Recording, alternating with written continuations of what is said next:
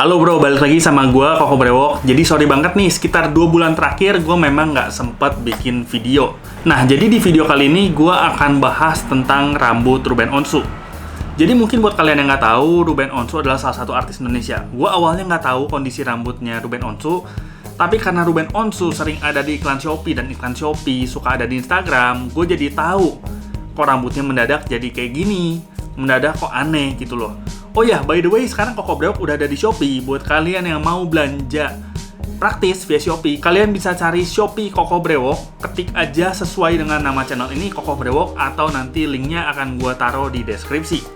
Nah, buat kalian yang penasaran juga, ini adalah tampilan Ruben Onsu yang sekarang.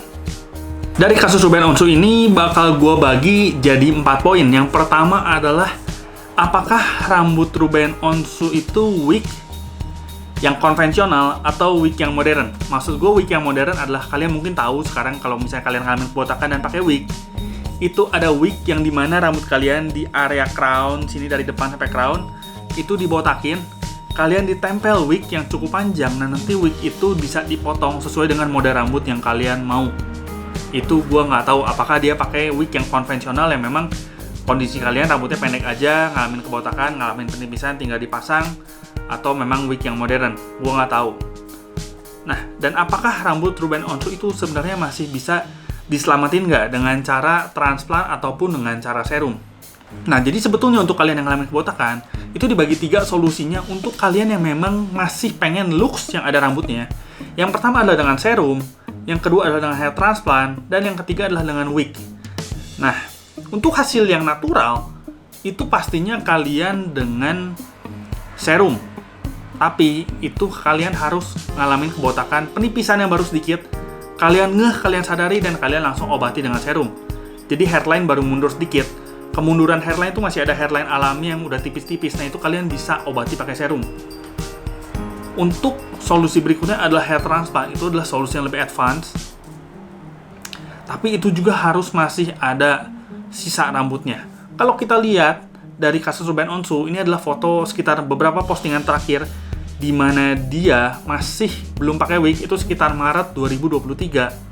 Harusnya dengan kondisi rambut seperti ini masih bisa banget untuk dilakuin yang namanya hair transplant.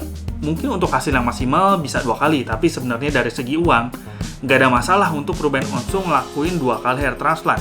Buat dia mungkin keluar sekitar 200 juta, ya mungkin nggak banyak lah damage-nya.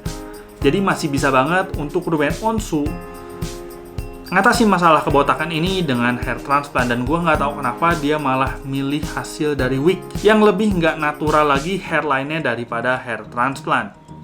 Karena hasil dari wig itu, karena memang rambutnya nggak alami, itu bisa dipasang itu benar-benar bisa jadi tebal banget dan rapat banget. Makanya ketika gue lihat, kok mendadak di hairline sininya lurus banget dan jadi tebal banget. Itu yang pertama. Poin yang kedua adalah orang sukses pun tetap peduli dengan penampilan. Jadi banyak banget orang sukses di muka bumi ini yang memang peduli dengan penampilan ya. Contohnya adalah ya Ruben Onsu. Makanya kenapa dia pengen tetap looks yang ada rambutnya. Bisa contoh lagi adalah Elon Musk.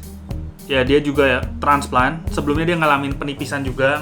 Bisa dibilang kebotakan yang udah lumayan, dan dia ngelakuin yang namanya hair transplant.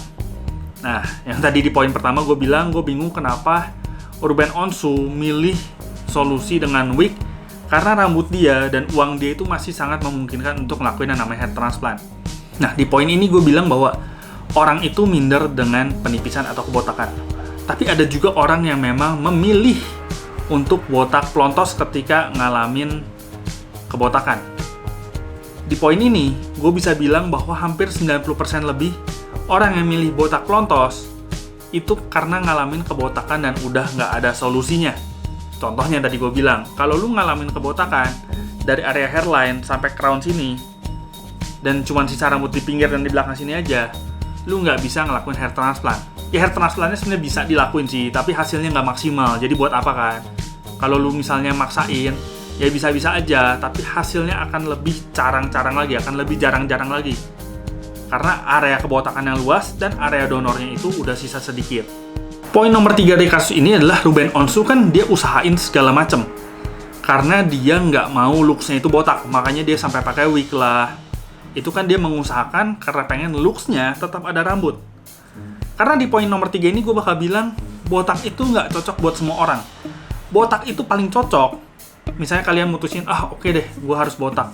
Mau nggak mau, karena memang solusi transplant udah nggak bisa, solusi serum udah nggak bisa, dan kalian nggak mau pakai wig.